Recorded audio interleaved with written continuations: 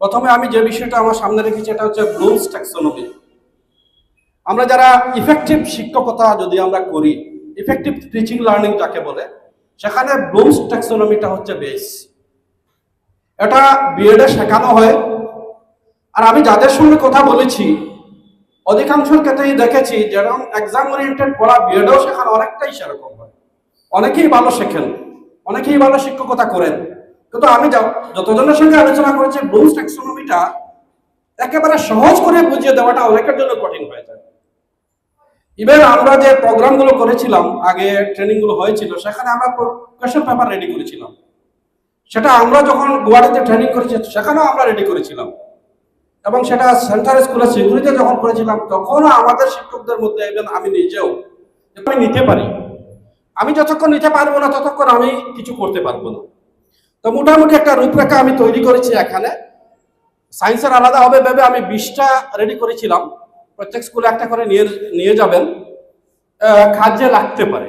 আমার মনে হলো হয়তো কাজে লাগবে। ওইখানে ব্লুমস ট্যাক্সোনমির প্রত্যেকটা ধাপ এখানে লিখেছে, তার বাংলা অর্থ এটা আপনারা সবাই জানেন। সেই সঙ্গে দ্বিতীয় পাতা থেকে যেমন ব্লুমস ট্যাক্সোনমি নিজেকেই উদাহরণ হিসেবে, এটা বোঝার জন্য আমি এটা করেছি যাতে আমরা স্পষ্ট একটা ধারণা নিতে পারি যে ব্লুমস ট্যাক্সোনমিটা কি। এটাকেই বিভিন্ন ধাপে ধাপে এটা এখানে আমি সংক্ষেপে একটু অ্যানালাইজ করার চেষ্টা করেছি। এটা আমাদের একটু ওটা বুঝতে সুবিধা হবে। এবং শেষ পাতার আগে ব্লুমস ট্যাক্সোনমির বিষয় নিয়েছি আমি teaching methodology and item development training. এই ট্রেনিংটাকেই আমি একটা এক্সাম্পল হিসেবে নিয়ে এটা আপনাদের সবাইকে দেব। এটা আমাদের সবার বুঝাতে, আমরা জানি কিন্তু সবাই এখানে যত শিক্ষক আছে আমরা সবাই জানি, তারপরে একটু স্পষ্ট ধারণার জন্য। এবং শেষ পাতায় যেটা রেখেছি শ্মশান বিষয়ক প্রশ্ন, শুধু শ্মশানের উপরে ব্লুমসের প্রত্যেকটা মানে রিমেম্বারিং থেকে ক্রিয়েট লেভেল পর্যন্ত 5টা করে কোয়েশ্চন সেট করেছি। এটা প্রস্তুত করতে আমার 5-6 দিন লেগেছে। তো এটা আমাদের অনেকের জন্য একটা হেল্প হবে। অনেকে আপনাদের আরো ভালো ধারণা আছে, কিন্তু যারা আমরা একটু এই জায়গাটা একটু কনফিউশন আছে আপনাদের সুবিধা। এবার যদি আমি এই জায়গায় আমার কোনো দুর্বলতার কারণে কমতি হয় সেটার জন্য দায়ভার আমার। এটা যদি আমি বিশ্বাস করি, ফিল করি, তাহলে আমার অনেক দায়িত্ব।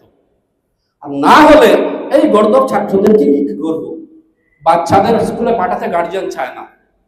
আমাদের একটা স্টুডেন্ট আছে, আজই বলেছি, একটা স্টুডেন্টকে দায়িত্ব দিয়েছি, তুমি গিয়ে বলবে যে মা যেন ফোন করে আমাদের স্যারকে বা আমাকে জানান যে ও কেন আসছে না। ও প্রায় নিয়মিত অ্যাবসেন্ট থাকে, যদি না আসে কালকে আমরা যাবো সেটা তুমি জানিও।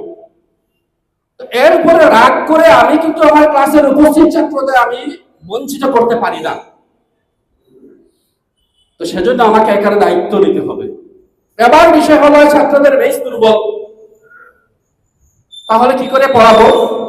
সর্বশিক্ষার ত্রুটি আমরা খুঁজি। পরীক্ষার কথাটা উঠিয়ে দিয়েছে, ছাত্ররা পড়তে জানে না, পড়ে না, বেস নেই, ওদের ব্রেন খারাপ, বেস নেই। কিন্তু আমরা জানি পশ্চিমা দেশগুলোতে লোয়ার লেভেলে এক্সামই নেওয়া হয় না, এটাই করেছিল সর্বশিক্ষা। তাহলে আমরা লস কিভাবে করছি? আমরা বলছি সর্বশিক্ষায় নষ্ট করেছে, হ্যাঁ এটা ঠিক, বাস্তবায়ন প্র্যাকটিক্যালি এটা হয়েছে, কিন্তু কেন হয়েছে? আমি বারবার এই কথাটা রেফারেন্স হিসেবে আনি। আজ পর্যন্ত আমরা ক্লাসও বলি, একটা বাচ্চা এরকম পাওয়া যায়নি যাকে আজকে আপনি একটা কিসা বলেছেন, একটা স্টোরি গল্প বলেছেন, আর মুখস্থ না করে রিভিশন না দিয়ে কাল বলতে পারবে না, এরকম একটা বাচ্চা পাবেন না। তারপরে আমি যদি তার লেভেলে নেমে আমি যদি একটু তাকে বোঝাতে পারি, সে স্টোরিটা নেবে। এই জায়গায় আমরা নিচ্ছি না এরকম নয়, হয়তো আমাদের নেওয়ার টেকনিকটা আরেকটু মডিফাই করলে একটু বেশি নেবে। এই জায়গাতে আমরা হয়তো অনেক সময় পিছনে পড়ে যাচ্ছি। একটা বিষয় আমি এখানে এনেছি, মাঝে মাঝে আমি দেখাই, আমার ইউটিউব ভিডিওতে অনেকগুলো আছে, আপনারা হয়তো দেখবেন। একটা প্রশ্ন, একটা বিষয়, যে সূর্যোদয় এবং সূর্যাস্তের সময় আকাশ কেন লাল হয়, তার আনসারটা লিখতে হয়। ক্লাস 10-এ 11 নম্বর চ্যাপ্টারে আছে, আপনারা জানেন। তো সেটা বোঝানোর জন্য তাকে আমরা দৃশ্যটা ভিজুয়ালাইজ করতে পারি। সেই জায়গায় যদি আমি 5 টাকা দিয়ে একটা প্রিন্ট নিয়ে এটা যদি তাকে দেখিয়ে বলি, এই দেখো এটা কি সূর্যোদয় সূর্যাস্ত, অনেকেই বলবে যে অ্যাক্টিভ নয় ক্লাসে, সেও এই সময় কিন্তু ধ্যান দেবে স্যার কি দেখাচ্ছেন। সেই জায়গায় দেখবে মাত্র 5 থেকে 10 টাকা লাগবে একটা প্রিন্ট আউট নিতে। এতে করে আমি ভিজুয়ালাইজ তো এমনিতেও করতে পারি, এটা দেখাতে আমার কি লাভ হলো? এই যে যে ছাত্রটা অ্যাবসেন্ট মাইন্ডেড, এই যে ছাত্রটা সে সারেন্ডার করে নিয়েছে বিজ্ঞান আমার দ্বারা হবে না, অঙ্ক ইংলিশ আর বিজ্ঞান আমার মাথায় ঢুকবে না, সেই ছাত্রটা এই সময় আপনার প্রতি এই প্রিন্ট আউটটা আপনার এখানে আমরা সবাই শিক্ষক, আমাদের সেই ধারণা ইজিলি আসবে যখন আমি চ্যাপ্টার নিয়ে বসবো যে এই চ্যাপ্টারে আমার টিএলএম কি কি আমি রেডি করতে পারি। নকশ লকশটার ম্যাটার আছে, ওখানে 5-10 টাকা কোনো টাকাই নয়, 40-50 হাজার 60 হাজার আমরা বেতন পাচ্ছি, বা বেসরকারি স্কুলেও সেইভাবে বেতন নেই, কিন্তু আমি তো পড়াচ্ছি, আমার পড়াটাকে ইফেক্টিভ করার জন্য এই 5-10 টাকা আমি স্কুল অথরিটিকে বলতে পারি। কোনো স্কুল অথরিটি এমন নেই যে টিএলএম এর জন্য এই খরচটুকু করবে না, সেটা আমরা করতে পারি। এই লিস্টটা তৈরি করেছি, আপনাদের হয়তো হেল্প করতে পারে। এটা আপনারা যে পারবেন না এই লিস্ট আপনি তৈরি করতে পারবেন না, মোটেও না, অসম্ভব, শুধু হয়তো আমরা সেটা করিনি। এবং এটা থেকে আরেকটা জিনিস সার্টিফাই হয়ে যায় আমাদের, আমার যেমন 22 বছরের অভিজ্ঞতা, আমি ইচ্ছা করেই রেফারেন্সটা আনছি যে 22 বছরে আমার সায়েন্স সাবজেক্টটা প্রায় মুখস্থ হয়ে গেছে, কোন চ্যাপ্টার কোথায় আছে, কোন প্যারাগ্রাফে কি আছে। এটা আপনাদের প্রায় বেশিরভাগেরই এরকম।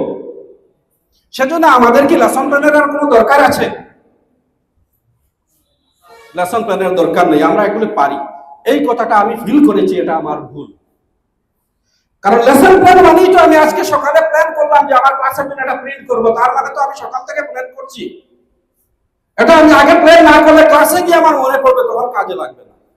এটাই হচ্ছে তো লেসন প্ল্যান। ওখানে ফর্মুলা কি বলছে, কোন থিওরিস্ট কোন স্পেশালিস্ট কিভাবে বলেছেন, আমার কাছে সেটা আমরা জানবো, এটা আমরা শিখবো, ঠিক আছে, কিন্তু আমি প্র্যাকটিক্যালি কি করতে পারি এই ক্লাসের জন্য, আমার আজকে ছাত্রদের কি শেখাবো তার একটা প্রস্তুতি আমার দরকার,